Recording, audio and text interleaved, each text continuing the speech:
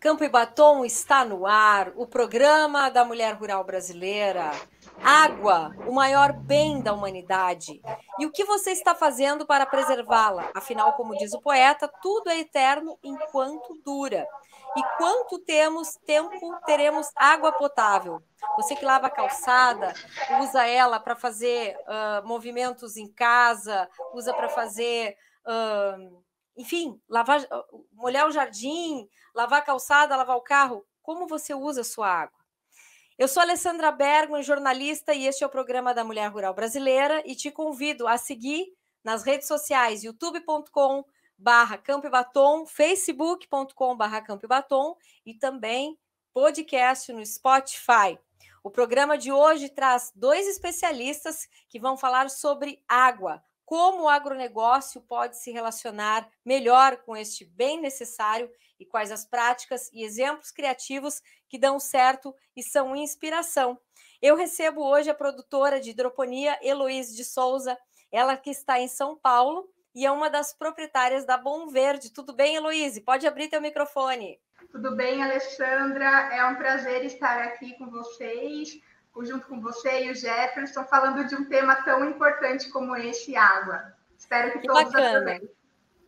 Obrigada pela tua presença, Heloíse. E também eu recebo hoje o Jefferson Soto, ele que é biólogo, especialista em sistemas de ionização de metais. Bem-vindo a Campo e Batom, Jefferson. E aproveito para te perguntar, Jefferson, afinal, o que uma ionização de metal tem a ver com o nosso assunto, água? Você que é um especialista em ionização de metal. Oi, Alessandra, bom dia, Heloíse, aliás, boa noite, né? Sim, eu estou trabalhando nessa área já tem alguns anos e tem tudo a ver, principalmente quando a gente fala de agronegócios, tá? Os íons, eles têm a capacidade de fazer o controle de algas, micro-organismos diversos, e eles têm um excelente desempenho porque eles deixam um residual na água e eles podem ser absorvidos pelas plantas e servir como micronutriente. Então, além de você ter um agente de controle de doenças na sua água, você também tem nutrientes. Parece um sonho, mas é real, acontece. Então, tudo é possível, né? Isso é que é bacana. E nos bastidores, Jefferson, a gente estava conversando hoje sobre algumas inovações, né? O pessoal gosta de ouvir Campo e Batom porque tem sempre muita novidade. E a gente estava falando sobre uma inovação do encharcamento, que é muito utilizado, principalmente para produzir flores na Holanda, né? Que é um sistema mega moderno que a gente vai falar sobre hidroponia, vai falar sobre vários sistemas. Eu queria que você já comentasse um pouquinho o que é esse sistema de encharcamento e ele é possível aqui no Brasil? Isso, o sistema de encharcamento ou inundação, ele está iniciando ainda aqui no Brasil, ainda não é muito comum, mas na Europa ele é bastante conceituado, principalmente para a criação de flores. A Holanda aí sabe bem como que é, o pessoal aqui em Olambra começa a utilizar, mas é um local onde você tem plantas sendo criadas em vaso mesmo, em substrato, e você tem essas plantas dispostas em vasos dentro de um recipiente que ele sofre um alagamento, uma inundação. Essa é a forma de irrigação dele. Então, você tem o alagamento já com os nutrientes na água, esse encharcamento, e depois a água é drenada de volta. Aí essa água é colocada num reservatório e ela pode ser reaproveitada. Ela pode até ser reaproveitada para fazer várias irrigações. Que agora a Heloíse vai contar um pouco dessa paixão por hidroponia. Hidroponia é um sistema que está sendo muito utilizado ultimamente e que requer pouca água para que as plantas se desenvolvam. E a Heloíse criou um sistema, passou por um perrengue, vamos dizer assim, né, Heloíse? Teve uma situação adversa dentro do cultivo e teve que reinventar. E eu quero conta um pouquinho a tua história. Como é que é ser produtora hidropônica, Heloíse? Tudo bem? Sim, nós estamos na produção de hidropônicos já há 12 anos, né? E no início realmente foi um desafio, que era fazer a produção hidropônica, que depende necessariamente da água, né? Que hidroponia é você produzir sem a utilização do solo, somente com a água, numa propriedade onde se tinha dificuldade justamente com água, né? Então, nós enfrentamos esse desafio, não desistimos do nosso sonho e fomos atrás, né, de soluções que pudessem nos ajudar. Primeiramente, a gente pensou a propriedade como um todo, sempre pensando na sustentabilidade e na utilização adequada da água, né? Então, a escolha também pelo sistema hidropônico de plantio, por si só, já é uma economia, vamos dizer aí, bem grande de água. E assim nós desenvolvemos, né? A hidroponia é um sistema fechado, onde a gente consegue ter aí uma economia de 50% a 70% na utilização da água e também no tempo de uso dessa água, né? Na recirculação, como um sistema fechado, onde a gente consegue até 20, 25 dias utilizar a mesma água, diferente no solo, onde talvez, assim, na verdade, essa água iria se perder com maior facilidade.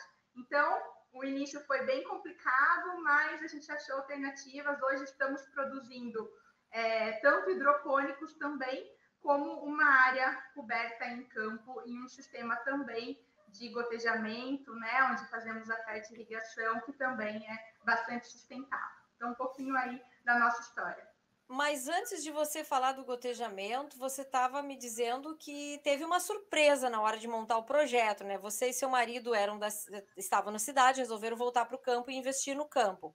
Só que se depararam com uma situação de não ter de onde tirar a água para fazer o sistema acontecer.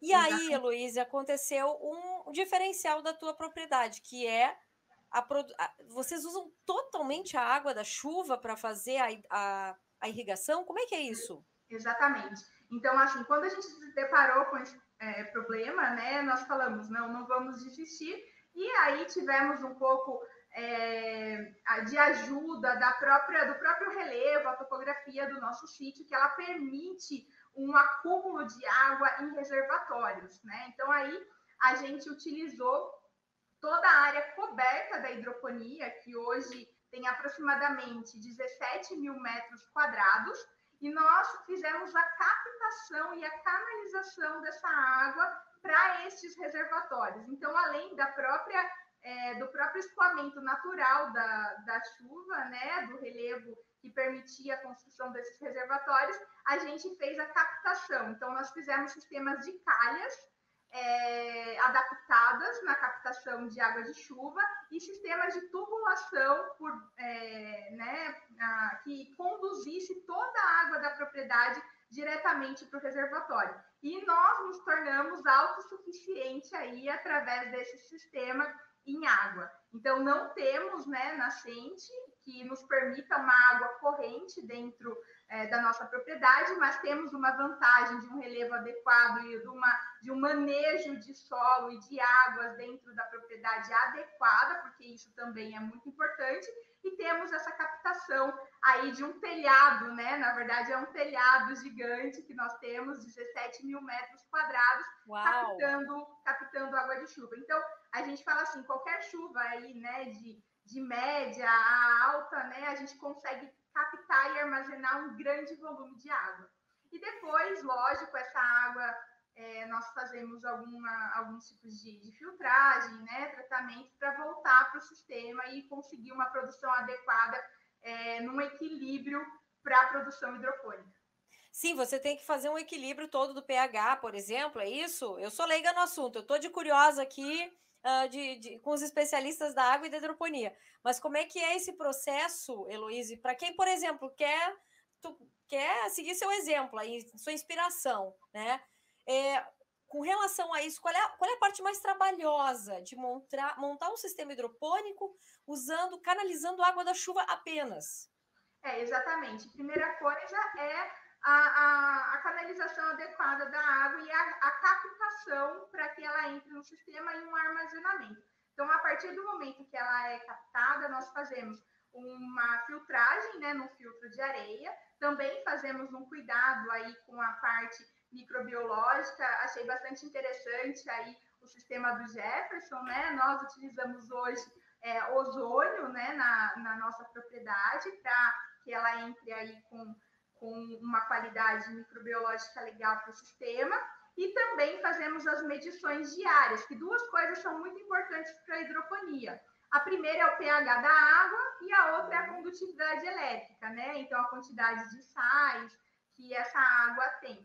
E esse controle e monitoramento é realmente constante, né? Então, assim, hoje, lógico, com o uso de tecnologias avançadas, a gente já consegue alguns sistemas mais automatizados, mas o controle, o cuidado, a própria nutrição da água, porque ela se perde com o tempo, né? Com a absorção da planta, então eu tenho que estar sempre repondo a nutrição, tenho que estar sempre controlando, porque tem que estar em perfeita harmonia para que a planta se desenvolva. Diferente no solo, onde ela retira, né, do solo que estão os nutrientes aí que ela vai absorver. Na água, não, eu tenho que manter ela no equilíbrio perfeito para que ela fique, assim, cresça com saudabilidade.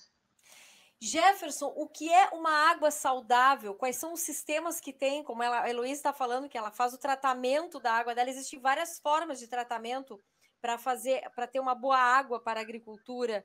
Que formas são essas? Tocou num assunto bastante interessante aí, que é todo o tratamento que a água precisa ter para ela estar disponível para irrigação, né? Então, a captação da água, no momento da captação, a forma de você tirar os sólidos que estão nessa água aqui, como ela comentou, isso é indispensável, né?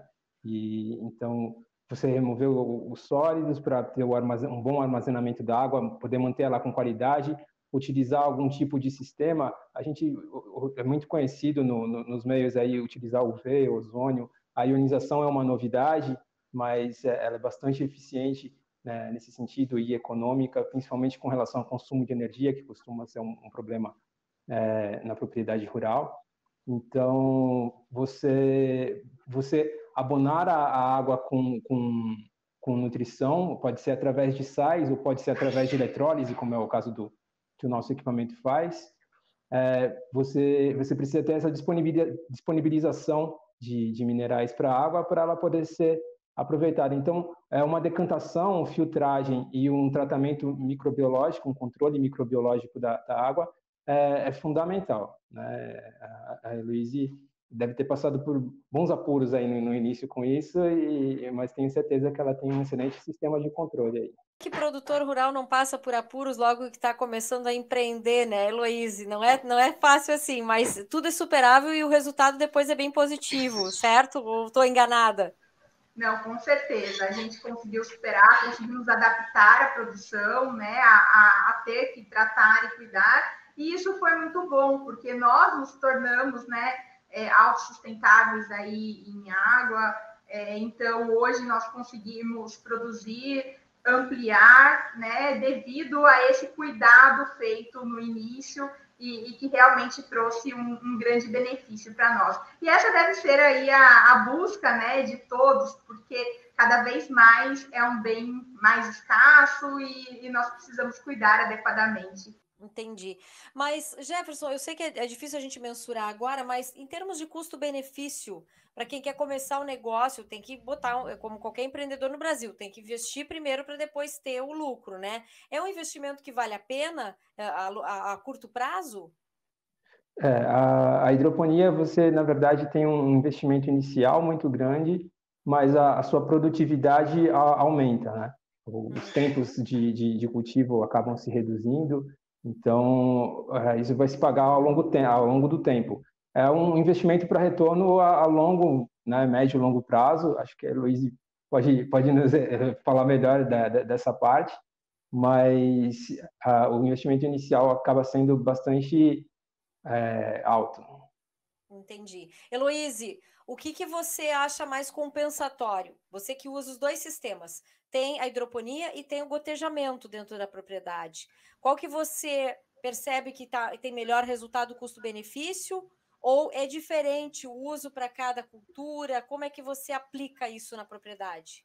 Não, eles são bastante diferentes, né? Porque na hidroponia eu tenho a circulação, né, da água por mais tempo. Então, eu consigo otimizar melhor essa água, com praticamente a mesma água tratando e repondo os nutrientes, eu consigo recircular ela no sistema por mais tempo, né?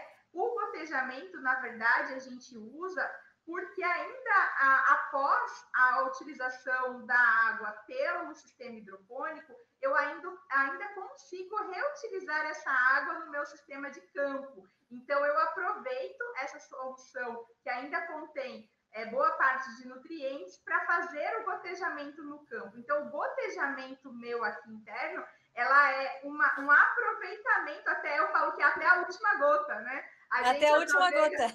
A gente aproveita até a última gota. Então, ela é um reaproveitamento máximo aí da água, porque daí ela vai novamente para um reservatório, onde tem um processo aí de decantação, e ela vai para a fertirrigação. Então, pelo sistema de gotejamento. Então, são tipos, né, diferentes, os sistemas diferentes, e cada um tem a sua vantagem e desvantagem. Mas os dois trazem economia e a gente aplica aqui na propriedade. Até achei legal aí o que o Jefferson falou, comentando também a importância de cuidar das nascentes, de fazer, né, o reflorestamento. Esse ano a gente fez um reflorestamento aqui no nosso sítio com quase 3.000 mudas de árvores nativas. Então, tudo isso ajuda a garantir que no futuro essa propriedade aí possa vir, né? Eu quero ver brotar água aqui dentro, se Deus quiser. Então, achei muito interessante isso que ele disse. Muito legal. E olha só, o José Roberto Bergamo complementa aqui, só como informação, 5,1 de água para 5 litros de água para produzir um pé de alface. No gotejamento são 67 litros e a aspersão passa por 200 litros. Olha que interessante, viu? E tem mais umas curiosidadezinhas aqui sobre água que tenho certeza que quem está nos ouvindo vai gostar de saber. Para fazer cerveja, é preciso de 298 litros de água para fazer 1 litro de cerveja. Veja bem, tá? Esses dados aqui, cadê a fonte? Eu tinha pego a fonte, é de São Paulo, de uma associação de São Paulo, tá? Eu já pego para vocês aqui qual é. A batata, ela precisa de 298 litros de água para fazer 1 quilo de batata. Para produzir. Quando eu falo fazer, é produzir mesmo. Banana precisa de 790 litros para fazer 1 quilo de banana. Então, é o que a gente chama de água virtual. Ela não é vista, mas ela é totalmente necessária para fazer a produção. Carne de frango, 4.300 litros para fazer 1 quilo de carne de frango. Ah, mas por que gasta? Não tem como ser diferente. É preciso água. A água é fundamental em qualquer ser vivo, em qualquer alimento, em qualquer condição do planeta água, porque nós estamos falando do planeta água, né? E o arroz aqui também precisa de 2.497 litros para fazer 1 quilo de arroz.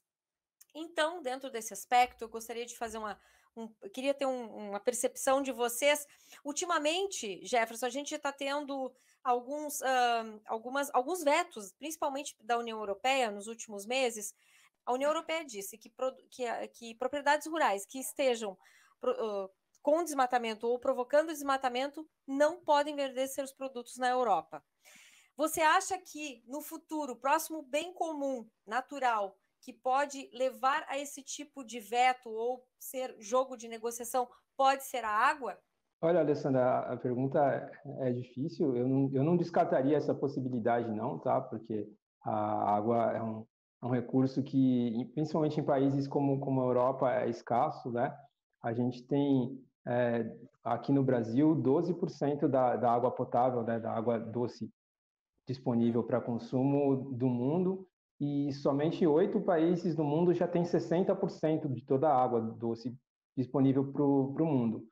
Então, é viável, acho que é comum que países que estejam anos na nossa frente em desenvolvimento, vamos dizer assim, coloquem barreiras econômicas para a gente, querendo fazer com que o desenvolvimento dos países que estão em crescimento, como é o caso do Brasil, seja mais sustentável, né? Então, eles acabam criando esses recursos, esses impedimentos, para que a gente tenha um desenvolvimento sustentável como eles não fizeram, vamos dizer assim, no passado. Pode ser.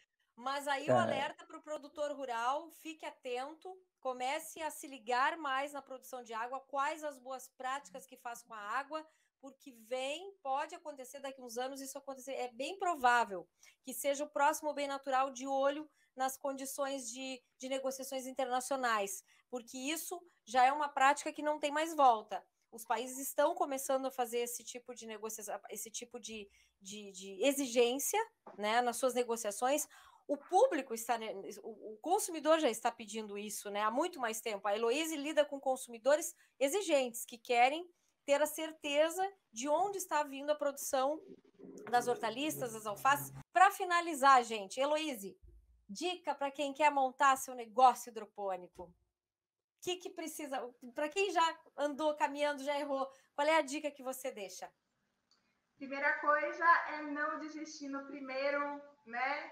Aí na primeira pedra no caminho, né? Que no caso nosso foi exatamente a dificuldade com a água. Então, não desistir do seu sonho, buscar, existem soluções, elas estão aí no mercado, elas podem ser aplicadas em qualquer tipo de propriedade, isso eu falo com bastante, né, assim... Propriedade. Eu iria falar, né, com bastante propriedade. Então, é realmente buscar o que você quer, né? Se você decidiu uma vida aí no campo de produção, independente do sistema que você trabalha, a primeira coisa é não desistir. Os problemas e desafios, eles vão aparecer e você enfrentar, e acredito que isso aí é a dica maior, né? O restante é dedicação, trabalho.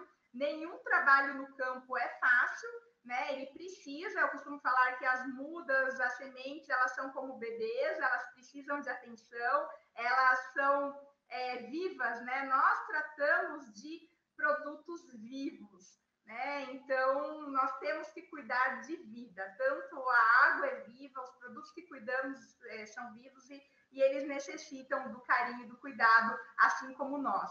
Então, essa é a parte fundamental. Dedicação, trabalho e sonho.